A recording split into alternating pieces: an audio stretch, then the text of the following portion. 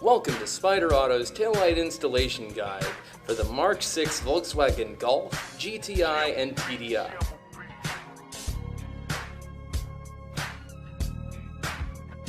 Before we get started, you'll need a couple things: a panel popper and a 10mm socket. Start by opening your rear hatch. We'll need to loosen and remove the U-trim panel along the trunk. Use the panel popper tool to pop it free. Be careful and take your time as you pop each of the U-trim panel's mounting tabs free to avoid damaging it while you're removing it.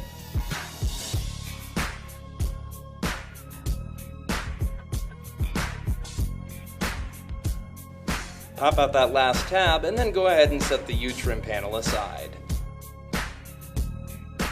Moving back into the car, peel back the trunk liner for access here. Take a look at this white thumb screw. This is what we'll need to undo to remove the tail light. Twist the thumb screw to loosen it until it comes free.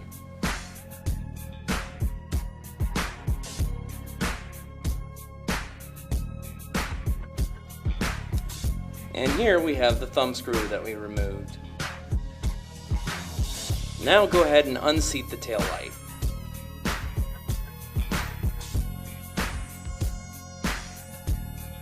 After loosening the tail light, you'll need to disconnect the tail light wiring harness. Set the old tail light aside and grab your new Spyder tail light. This square gasket must be installed between the body and the tail light to prevent condensation problems. Connect your Spyder tail light to the factory wiring harness. Feed the wiring harness out of the way and then go ahead and seat the new Spyder tail light. Then go ahead and reinstall the mounting thumb screw that secures the tail light. After reinstalling the thumb screw, then go ahead and put the trunk liner back into place. Now we need to look up. Take a look at your trunk panel. Use the panel popper to pop off this access panel here. Remove these two 10mm bolts to remove the inner tail light. After removing the bolts, then we'll go ahead and disconnect the inner taillight's wiring harness. And now we can remove the inner taillight. Take the OEM taillight and set it aside. Grab your new Spyder taillight. Be sure the gasket's in place before you install the inner taillight. Feed the harness through the opening, then go ahead and seat the inner taillight.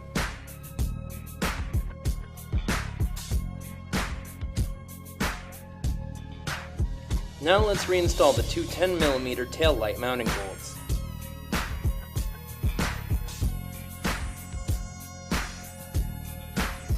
After installing the two 10mm, then go ahead and reconnect the new Spyder taillight to the factory wiring harness.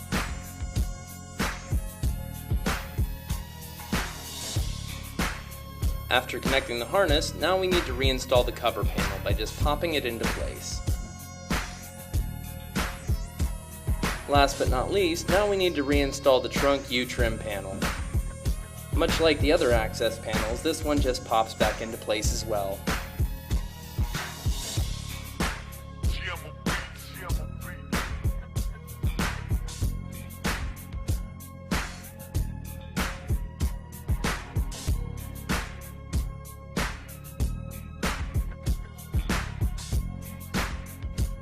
Now we'll just close the trunk and we're done.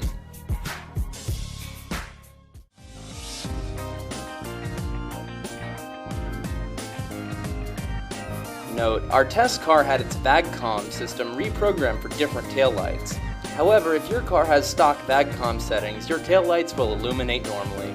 Congratulations, you've successfully installed a set of Spyder taillights in your Golf.